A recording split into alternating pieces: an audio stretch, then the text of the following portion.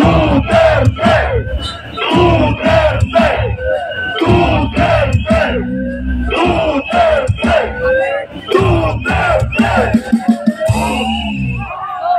Nung siya ay nanalo, isang linggo bago siya, pagkatapos niyang manalo, tinawagan niya ako at tinanong ako kung gusto kong sumali sa team niya.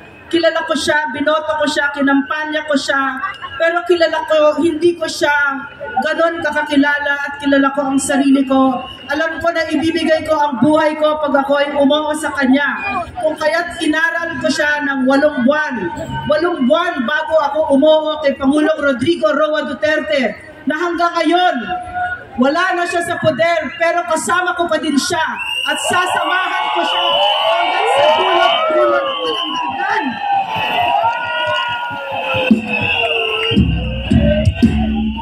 Duterte! Duterte! Duterte!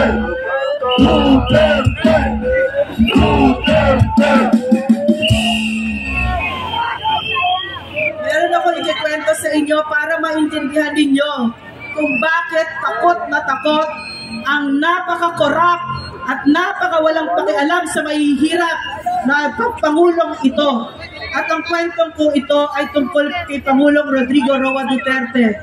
Bakit ko ito pinikwento? Tatakbo ba siya ulit? Hindi na. Matanda na siya. Wala na siyang lakas kung hindi para sa bayan lang. Pero bakit ba nangyayari lahat ito? Nangyayari lahat ito ang pagsusupil ng press freedom, ang panggigipit kay pastor, ang pagpamimilit sa People's Initiative dahil takot na takot sila sa mga Duterte. Makinig kayo sa kwento ko para maintindihan nyo kung bakit. Nung kasama ko si Pangulong Duterte, tuwing kakain kami, kasama kaming lahat, sasabihin niya, ito lang ang ulam natin. Merong piniritong isda, merong sabaw, merong kanin, meron tayong prutas at may dessert. Okay na yan.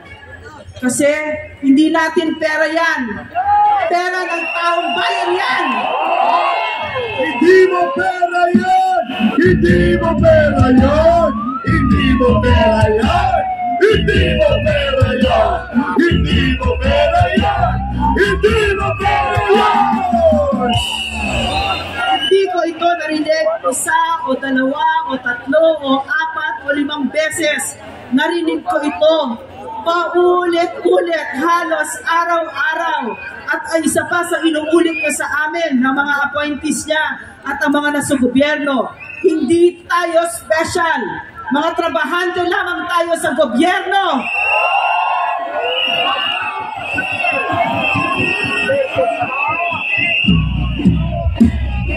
Duterte! Duterte! Duterte! Duterte! Duterte! Duterte! Duterte! At ako ay natutuwa kasi nasa harap ko ngayon mga kabataan. So, tama ang ating bayani si Dagat Jose Rizal. Kayo ang tunay na bayani ng Pilipinas.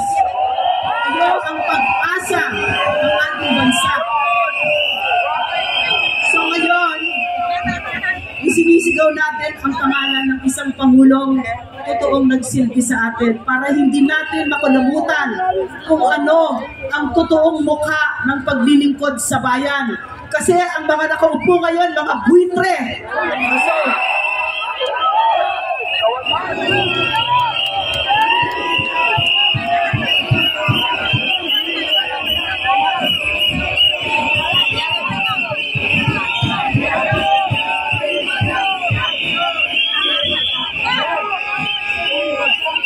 pangarap ko, maririnig ko sometime in the future ang pangalan ninyo na isinisigaw din ng ating mga kababayan kasi katulad ng Pangulong Duterte, kayo ay magsisilbi ng maayos, hindi nagnanakaw, simple, mababang loob, at walang asawang buwitre. Tama!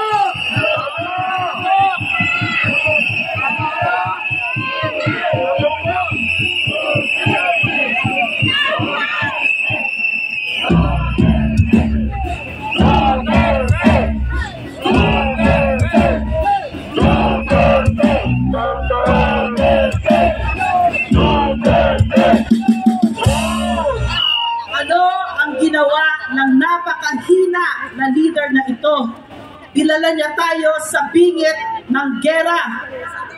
Bakit? Kasi siya ay isang tuta ng kano. Kapayapaan, hindi digmaan. Kapayapaan, hindi digmaan. Kapayapaan, hindi digmaan. Kapayapaan, hindi digmaan.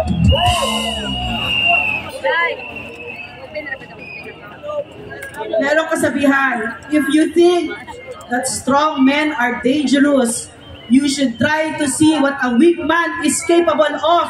At yan, si Bongbong Marcos, sinisira ang Pilipinas.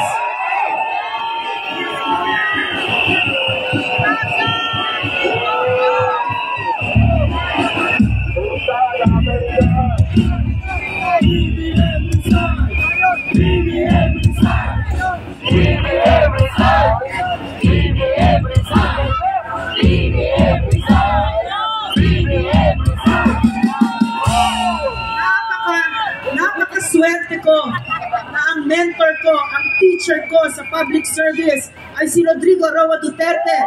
Kasi isa sa itinuro niya sa atin, huwag kayong pumasok sa public service kung hindi ninyo mahal ang mahihirap.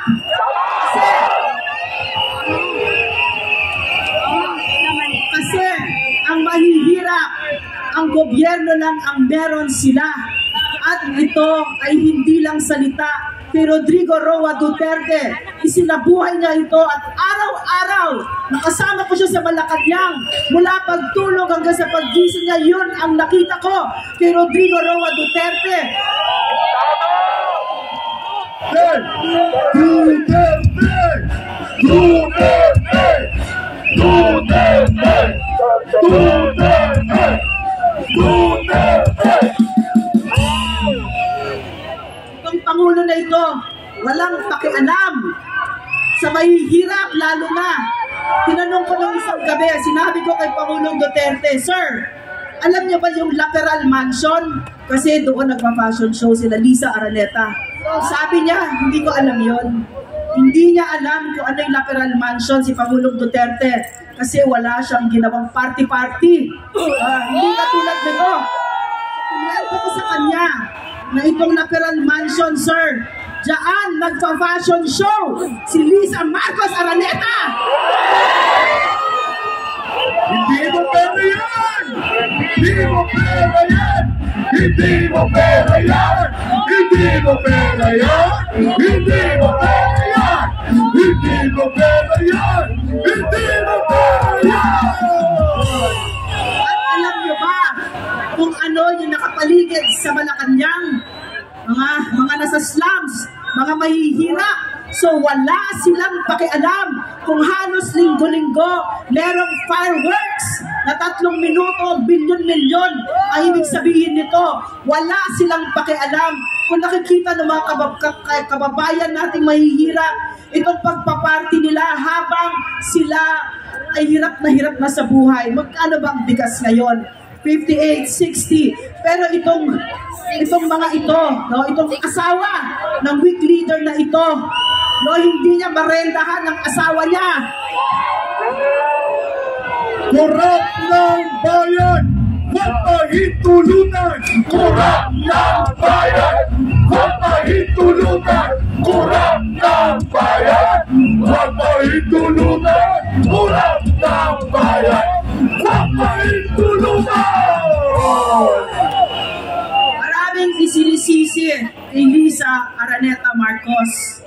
At tama lang, hindi ko alam, appointments officer pala siya. At ano ba ibig sabihin ngayon sa gobyerno? Kasi nung panahon namin, ang ibig sabihin ng pwesto sa gobyerno, kung kaya ako pinag-isipan ng matagal, 8 buwan, ang ibig sabihin niyan, kargo-kargo mo ang Pilipino. Pero ngayon, ano ang ibig sabihin nito? Ang ibig sabihin ng pwesto sa Marcos administration, permiso, lisensya para magnakaw. Kaban ng bayan, ating protektahan! Kaban ng bayan, ating protektahan! Kaban ng bayan, ating protektahan!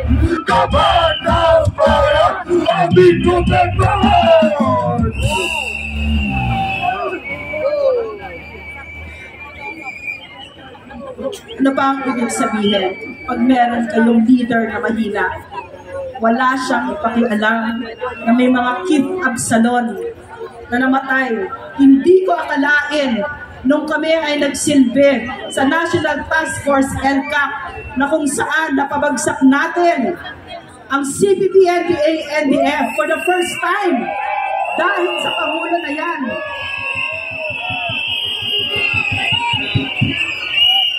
Hindi ko akalain na lalakas pa sila ulit dahil ang ipinangako ng Bongbong Marcos na ito ay itutuloy niya ang NTF-NCAP. Pero ano ang nangyari? Pinsan niya mismo ang speaker ang nagbumubuhay at nagbibigay ng bilyon para na naman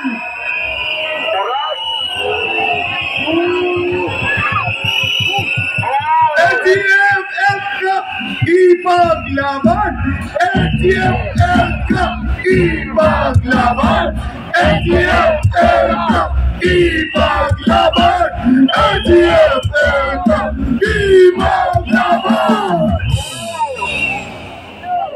Hindi ko rin akalain dun sa tatlong taon ko na nasa NTF-NCAP na kung saan idinikdik sa utak ko nila Eric at mga former rebels at ang AFP na ang kaaway ay CPP, NPA, NDF, na darating ang panahon na pati pala gobyerno, kaaway na pala kami. Kami na lumalaban sa kaaway ng gobyerno. So, ito ang ginawa ni Bongbong Marcos. Kaya pala, ang press freedom ay sinusupil niya kasi napakarami nilang pinagtatago sa taong bayan.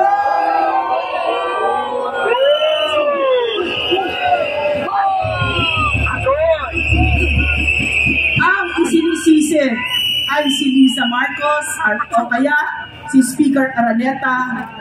Sige, meron silang sagutin. Pero ang isisisi natin dito ay yung ibinigay natin ang buong buo ang ating tiwala at walang iba kundi si Bongbong Marcos.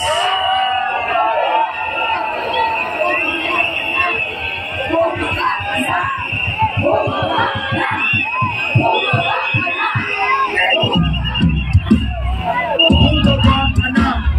Bumaba ka na!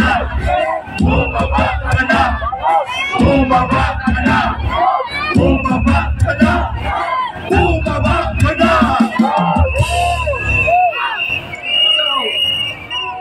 Marami pang magsasalita, si Eric.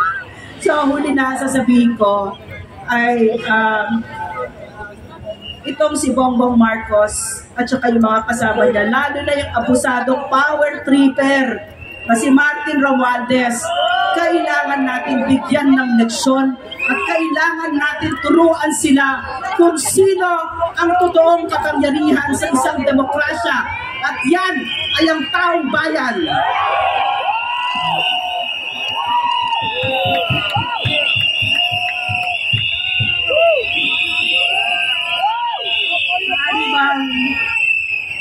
Samahan niyo ako, lalo na yung mga kabataan, kantayin ang Pilipinas kong mahal. Itaas ang ating mga bandila.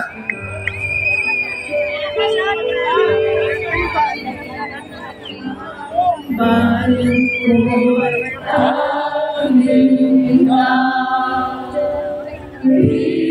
Pilipinas kong mahal, ang puso ko at buhay ko sa iyo'y bigyan mo.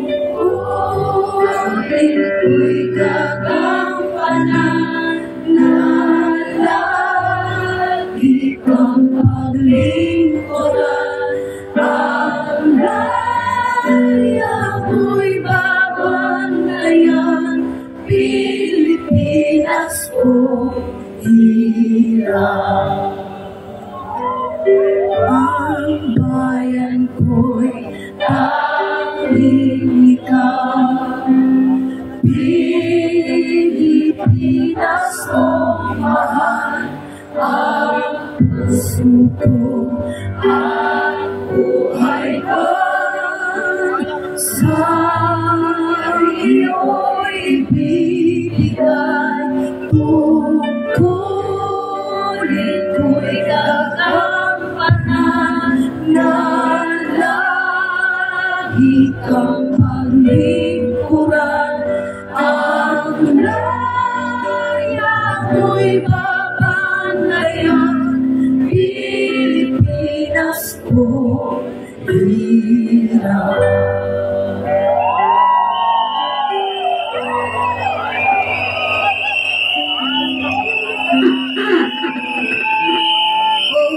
Bayan, bayan, bayan ko. Bayan, bayan, bayan ko. Di pa tapos ang laban mo. Di pa tapos ang laban mo. Nagalit ang sakit na politiko. Nagalit ang sakit na politiko. Tulang mo, labanan mo. Tutulan mo, labanan mo. Bayan, bayan, bayan ko. Bayan, bayan, bayan ko. Di pa tapos ang laban mo. Di pa tapos ang laban ko. Sa mga galit at sakit na politiko. Nagalit ang sakit na politiko. Tulang mo, itakwil mo. Bayan, bayan, bayan ko.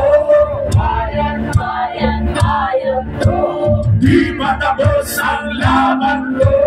Di pa tapos ang laban ko. Sa mga galit at sakit na politiko. Nagalit ang sakit na politiko. Tulang mo, itakwil mo. Bayan, bayan, bayan ko. Bayan, bayan, bayan ko. Di pa tapos ang laban mo. Di pa tapos ang laban ko. Sa mga galit at sakit na politiko. Nagalit ang sakit na politiko. Labanan mo, itakwil mo. Labanan mo, itakwil mo. Bayan, hindi magagabi. Go! Tao, ang bayan, hindi magagabi. Ang tao, ang bayan, hindi magagabi. Ang tao, ang bayan, hindi magagabi. Ang tao, ang bayan, hindi magagabi. Ang tao, ang bayan, hindi magagabi. Tao, ang bayan, hindi magagabi. Ang tao, ang bayan, hindi magagabi.